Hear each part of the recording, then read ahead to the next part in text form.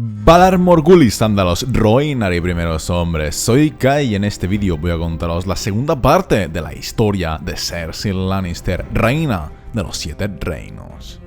Como recordaréis, el vídeo anterior quedaba colgado tras la muerte de Ned Stark, por culpa de la cual los Lannister ya no podrían llegar a ningún acuerdo con Robb. Entonces, Cersei llamó a su padre para que volviera a desembarco del rey, pero Tywin no lo hizo porque quería quedarse en las tierras de los ríos para luchar contra los Stark y los Tully. Por ello, Cersei empezó a tener miedo de que Stannis o Renly, los dos hermanos de Robert, atacaran la capital mientras su padre estaba fuera, pues en la ciudad no había soldados del ejército, sino algunos miles de capas doradas para mantener el orden y ya está. Fue por eso que, previendo un ataque de sus enemigos, Cersei ordenó a Janos Slynt que triplicara las fuerzas de la guardia de la ciudad y encargó a 1 millar de obreros que reforzaran las defensas. Los albañiles fortificaron los muros, los carpinteros construyeron cientos de escorpiones y catapultas, los flecheros hicieron flechas, los herreros forjaron espadas y el gremio de alquimistas prometió 10.000 frascos de fuego valirio para poder defenderse en caso de asedio. También por aquella época, Cersei empezó a acostarse con su primo Lancel, el que había participado en la muerte de Robert.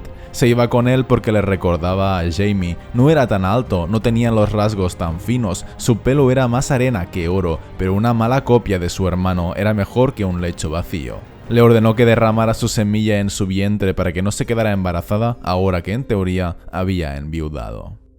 Su padre envió a Tyrion en su lugar, lo que hizo que Cersei quedara un poco relegada del poder. Fue Tyrion quien se encargó a partir de entonces de dominar a Joffrey, de preparar la ciudad para un asedio y de buscar comida para los habitantes.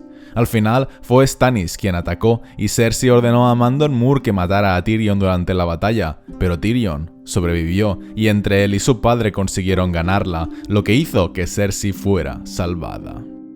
Su relación con Tyrion, ya de por sí no muy buena, ahora había empeorado aún más, porque durante el breve tiempo en el que ambos gobernaron, Cersei le espió y Tyrion amenazó a sus hijos. Fue por eso por lo que Cersei quiso matarlo, porque, además, aún recordaba la profecía de Maggie la rana, que había predicho la muerte de su amiga, su matrimonio con Robert y la cantidad de hijos que tendría cada uno. Cersei no pensaba quedarse con los brazos cruzados esperando a que la profecía del Valonqar se cumpliera, así que volvió todos sus esfuerzos contra Tyrion. Cuando su padre asumió al fin la regencia tras la batalla de Aguas Negras, quiso volver a casar a Cersei, esta vez con Wylas Tyrell, el heredero de Alto Jardín, para fortalecer la alianza con los Tyrell. Cersei no quiso, se negó y protestó, pero no consiguió conmover a su padre. Pero antes de que eso sucediera, Joffrey murió durante su boda con Margaery, y Cersei, entre la pena y el dolor, acusó a Tyrion instantáneamente. En realidad no sabía si había sido él, pero tras las amenazas que le había profesado y la profecía del Valonqar, Cersei se convenció a sí misma de que él era el culpable. También acusó a Sansa, pero ella escapó, así que Cersei manipuló a los testigos, les sobornó y les hizo promesas para que todos acusaran a Tyrion, tanto con mentiras como con verdades a medias. Y, por si acaso se le ocurría pedir un juicio por combate, Cersei hizo llamar a Gregor Clegane para que se enfrentara al campeón de Tyrion. Y Tyrion pidió un juicio con Oberyn Martell, pero Gregor le mató, así que Cersei quedó satisfecha, creyendo que su hermano moriría y que el Valonqar jamás se cumpliría. Paralelamente a todo esto, su padre la hizo fuera del consejo privado, la quiso separar de Tommen y enviarla a Roca Casterly para luego casarla con Wylas o con algún otro señor. Tras el regreso de Jaime de su cautiverio, Cersei trató de convencerle para que la ayudara, para que le dijera a Tywin que dejaría la Guardia Real a cambio de que ella pudiera quedarse soltera con Tommen, y luego intentó seducirlo, pero Jaime no quería, la evitó, se apartó de ella. No quería dejar la Guardia Real, ni quería acostarse con ella en esas estancias, así que Cersei se enfadó, le insultó y se fue. Fue entonces cuando Tyrion consiguió escapar de su mazmorra y mató a su padre, destruyendo así todas las esperanzas de Cersei. Ella quedó muy tocada, pero aún así, a medida que pasaban los días, se dio cuenta que en realidad no era tan malo, porque ahora nadie la obligaría a casarse, nadie la separaría de Tommen, y además asumió todo el poder. Todo lo que había deseado desde que era niña ahora era suyo. Podría gobernar los 7 reinos. Todo el sufrimiento por el que había pasado la había conducido a ese momento. Había representado los papeles de hija obediente, novia ruborizada y esposa sumisa. Había soportado las torpes caricias ebrias de Robert, los celos de Jaime, las burlas de Renly, a Varys con sus risitas y a Stannis siempre rechinando los dientes. Había lidiado con Jon Arryn, con Ned Stark y con Tyrion. El mundo ahora era suyo y no pensaba dejar que nadie le arrebatara la gloria. Empezó anunciando que el hombre que le trajera la cabeza de Tyrion sería nombrado Lord y le pidió a Jaime que fuera la mano, pero él lo rechazó y las cosas se enfriaron aún más entre los dos. Cersei empezó a ver entonces enemigos en todas partes. El gran maestre Pycelle, que antaño había sido un amigo, ahora no era de confianza. Varys había desaparecido, Tyrion había matado a su padre, Jaime era un inútil y los Tyrell deseaban hacerse con todo el poder. Tampoco confiaba en la Guardia Real, sobre todo en Boros Blount, que había dejado desprotegido a Tommen en el segundo libro, y en Loras Tyrell, simplemente porque era un Tyrell. Tampoco le parecía correcto que Margaery ahora se casara con Tommen, porque no se creía que Renly no la hubiera desvirgado, y además creía que era demasiado mayor para su hijo y que debería guardar luto durante más tiempo por la muerte de Joffrey. Y durante el funeral de su padre, cambió uno de los acuerdos que se habían hecho con los Tyrell, que era poner al tío de Mace, Garth el Grosero, como consejero de la moneda. Lo despidió con una excusa pobre y puso a Lord Rosby en su lugar. Esa misma noche le pidió a su tío Kevan que fuera mano del rey, pero sorprendentemente Kevan dijo que solo lo haría si Cersei se iba a Roca Casterly y le dejaba a él como regente. Ella no se lo podía creer, pero Kevan dijo que ella no era buena educando a sus hijos, ni tampoco era buena gobernadora, lo que hizo que Cersei prácticamente le expulsara de allí. Ella se consideraba una leona, el verdadero y único hijo varón que había tenido su padre, su único heredero, y pensaba demostrarlo forjando un gobierno dorado de paz y prosperidad en el que no quedara ningún enemigo. Por consejo de Jaime, Cersei celebró una boda simbólica entre Tommen y Margaery con la idea de cancelar el compromiso dentro de unos años y luego envió a Mace Tyrell a Bastión de Tormentas para así tenerlo lejos de la ciudad durante un tiempo junto a todo su ejército. Como Tommen era demasiado pequeño, no había peligro de que consumara el matrimonio con Margaery, pero aún así Cersei no quería que durmieran juntos más que una noche, la noche de bodas. Luego ordenó quemar con fuego valirio la torre de la mano tras el banquete, pues su padre había sido asesinado en esa torre y no soportaba mirarla.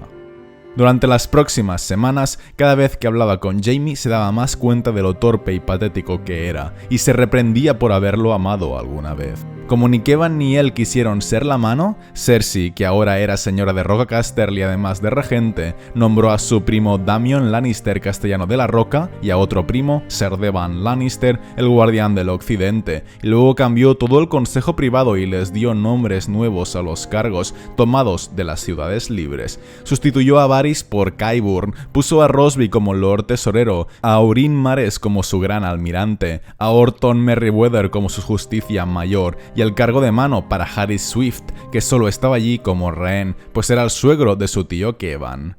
En conclusión, Cersei arrancó todas las rosas y a todos los que tenían afecto por su tío y por Jaime o Tyrion y los sustituyó por hombres que le guardaban lealtad a ella.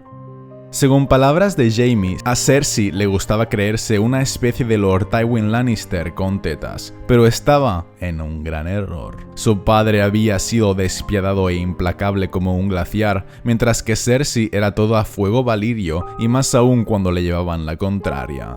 Al enterarse de que Stannis había abandonado Rocadragón, se puso tan contenta como una chiquilla, segura de que había renunciado a la batalla y había zarpado hacia el exilio. Pero más tarde, cuando les llegó la noticia de que se había presentado en el muro, tuvo un acceso de rabia espantoso.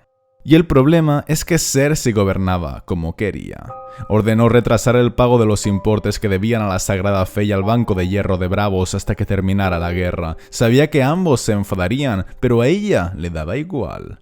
Luego se acostó con Osney Kettleblack y lo envió a que asesinara al Septón Supremo, que había sido colocado por Tyrion. Envió al esposo de Phallus Stokeworth a matar a Bronn, el mercenario fiel a Tyrion, y luego se centró en su mayor enemigo, Margaery Tyrell.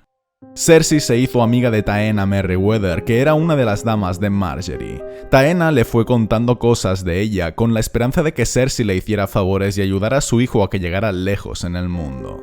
Entonces Cersei envió a Osney para que sedujera y se acostara con Margaery para así poder engancharla y romper su compromiso con Tommen.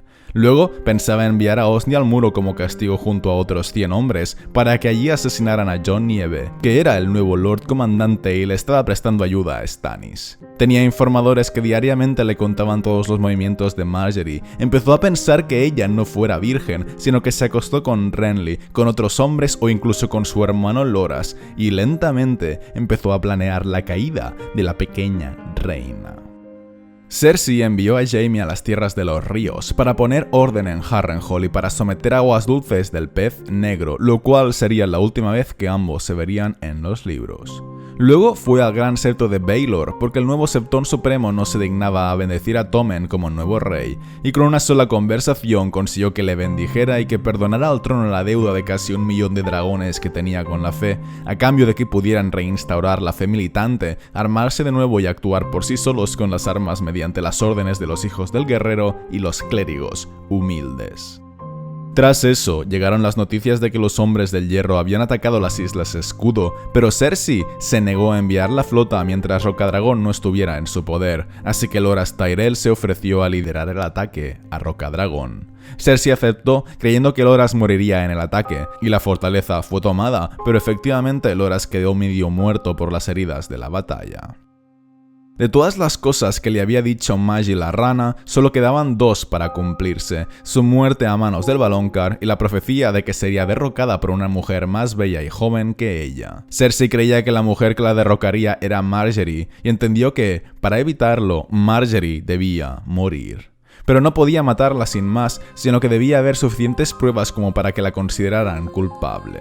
Planeó que la encontraran con otros hombres, que solo pudiera recurrir al juicio por combate con Boros Blount y que fuera su palabra contra la de Osney Kettleblack, y Osney podría vencer a Boros sin problemas, para que así Margaery fuera ejecutada. Osney no consiguió seducir a Margaery, pero el gran maestre Pycelle confesó que le había preparado el té de la luna para que no se quedara embarazada, lo que quería decir que Margaery tenía algún amante.